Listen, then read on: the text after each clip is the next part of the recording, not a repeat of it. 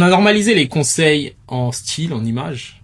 On parle de morphologie, de couleur, de coupe, même de marque. Je trouve qu'il y a un élément dont on parle, mais de manière trop isolée par rapport au style vestimentaire. Le parfum.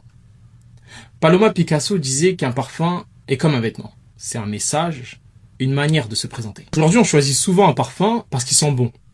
Et c'est déjà une très bonne raison.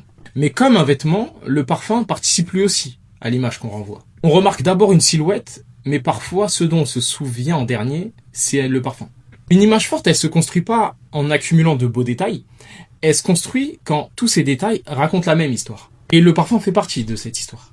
Et c'est cette approche, moi, que j'aime bien chez Secret Garden, où on défend une certaine vision de la haute parfumerie.